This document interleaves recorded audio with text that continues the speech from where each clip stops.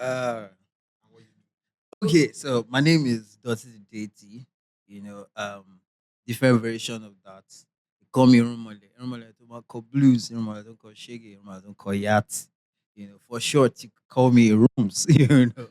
They call you what? Rooms. The rooms. Yeah, that's what the ladies call me now. Well noted. The ladies. Okay. Rooms.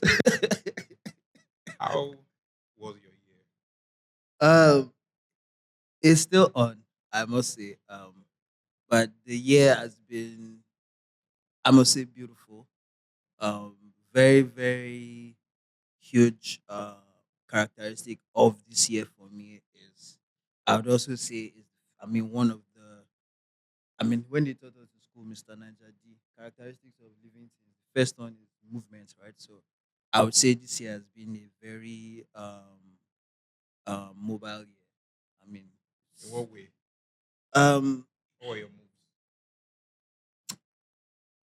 I just knew that first of all, when I go into this year, I can't stop and I cannot just be docile.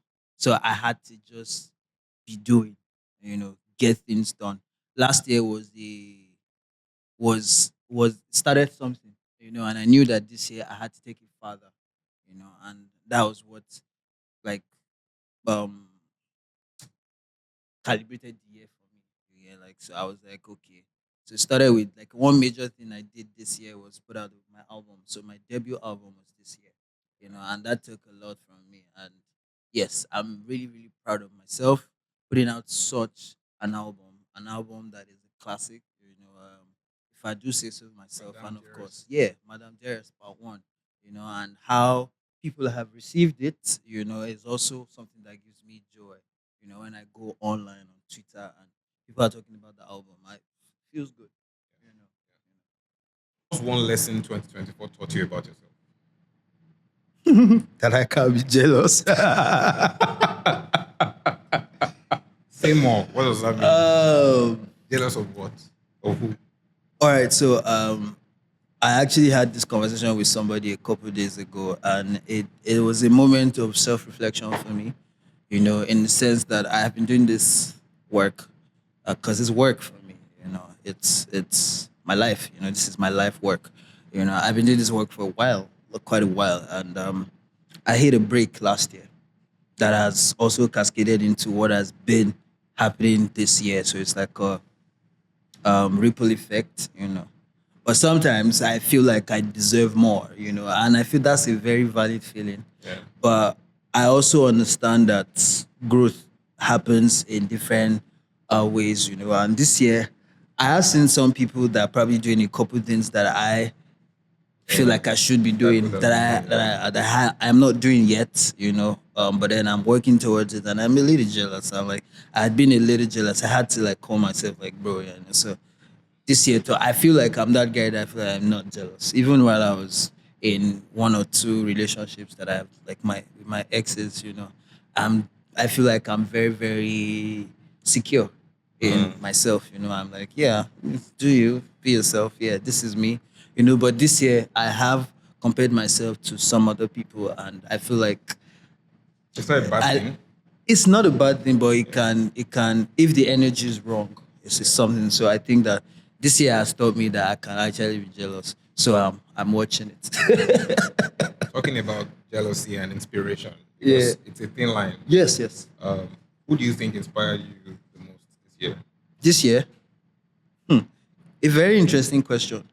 Um, a lot of people have inspired me this year for different reasons, but someone that has really inspired me this year, I don't think he even knows. I told him, but I'm not sure he got it. He thought maybe I was whining him. Rick Hassan. First, Yeah, Rick Hassani has really inspired me this year. I look at how he has made his moves. Um, he's a household name, quite all right, and his business, his music, his business, the way he has gone about it is very unique. See him, the stuff he has with Jojo Amani. I feel like that's something that that was a moment. that's something huge. And also the way he has gone about his music, making an album for fitness. Do you get, like, he made an album for gym bodies and gym guys, and that's something that really inspired me. Usable, like, you make the product usable for consumers. You are not just art for art's sake. They has a purpose. So you make an album, and this album is for workout. That's something that a lot of people in this part are not tapping into. So yeah, I think Rikasani has really inspired me this year. Wow.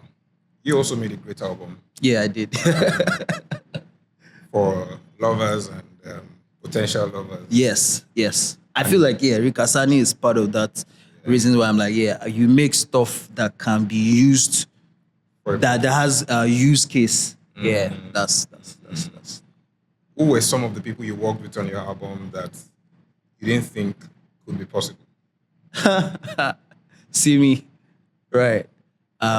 Reminis actually opened the year for me. He called me. I mean, he texted me on Instagram, and I thought that I used to hear that thing like, "Oh, somebody would text you, and you'd be like, are you serious? Is that real?" So Reminis texted me and gave me a verse, and beyond just giving me a verse, he has been showing me the ropes on how to, like, meander the maze of, like, this whole industry. So yeah, those two people, and also Fowls. Those three people, Fowls, Reminis, Simi, the people that I've always wanted to work with from time, but then last year I was really looking forward to working with Simi, and it didn't happen. This year it came when I least expected it. Yeah, so Wow. What was your favorite month this year and why? My favorite month. I've this question I've never thought about it, but I think that my favorite month. I know you think that I would say it was when I put out my album. I'm Yeah, okay yeah, enough. yeah, that's a high contender. Okay. But my favorite month would have been my birthday, my birth month. That was July. What I mean, that happened was in the July? first time I was able to take a break. Okay. Like, I'm like, yeah, I can leave this whole thing and just go away and just be by myself. I did that in my birth month. My birthday, I was by myself somewhere else where, like, there are no friends and all that. So the fact that I could do that, that's my birth month. What is one mistake you made this year that became a valuable lesson for you? I don't think I don't know. I won't say that I didn't. I made some steps that probably weren't very calculated, but I don't think they're mistakes. I just think that they are.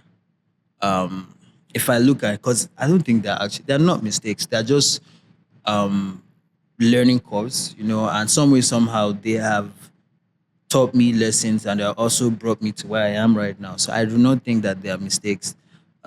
Some people that I probably let into my space business wise. Yeah, so yeah. Who do you think made the biggest impact on your career this year? The biggest impact on my career this year. God. Okay. God made the biggest impact in my career this year. But also, something is coming to me, and I don't think it's who, I think it's what. What? Okay, what? Nollywood. Nollywood. King of the Nollywood soundtracks in 2020. Nollywood did Can you give make me a roll call of all the films I will watch today that will hear DOTTi? From Liar and Some Kuti, One, Ajoshekbo. two, What's that? So, oh Jesus, something like gold.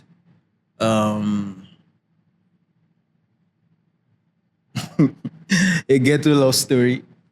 They are all blockbusters. Yeah. I mean, there's still one more that my voice is supposed to be there, but it's not there. But my name is in the credits. So, and that's the fault of the guy that edited the film. Some way, somehow omitted. I mean, I got paid for it, but then if you watch the film, you won't find me. You won't find the song there. That would be what's the name of this song that has life in it? The guy that you just Breath of Life. Breath of Life, yes. Okay. Yeah. Yeah. Did you expect that Nollywood would make such impact on your career? What was the So, catalyst? well, weirdly, so it has been a lifelong dream of mine. You know, like, would I call it a dream? But yeah, it is a dream. Is the way that I like to make music, or the way music has impacted my life. It's I go back to like use case. You know, so like, um, the industries that I have, because I'm a professional musician beyond just being an artist that, oh, DOTTi the Deity. This is actually my 9 to 5. You know, so I do stuff in advertising. You know, like some of the big ads that you hear, that songs, it's either I wrote them or I performed them. There's even a year on Big Brother, Niger, that if they're like 7 ads, 4 of those ads, it's either my voice or like my pen. Yeah, so like I like to. So Nollywood has been something that I imagine my voice is those soundtracks. I remember Tokwe Alabi. Tokwe Alabi is when I was much younger. Tokwe Alabi and Shola listens in Juro. Those were the moments in my life when I like, I could make stuff like that. So yeah, it's been. What's one thing that happened this year that you didn't share on the internet to you? It can be good, it can be. I don't. So now that's the thing. I think that I'm one of those guys that don't share. I you you won't find it. You won't find. I don't. What you find mostly on Instagram or like on internet about me is about my music and what I am doing musically. But living my life day to day, I can't really remember that there's this one specific thing that happened that I didn't share. Because you don't share most things. I don't share most things. Yeah, so. Fair. Is there a specific goal or project you're looking forward to next year? Yes. Yes, I am looking forward to a couple things, especially in my career. One, hosting, having my headline concert somewhere in Europe.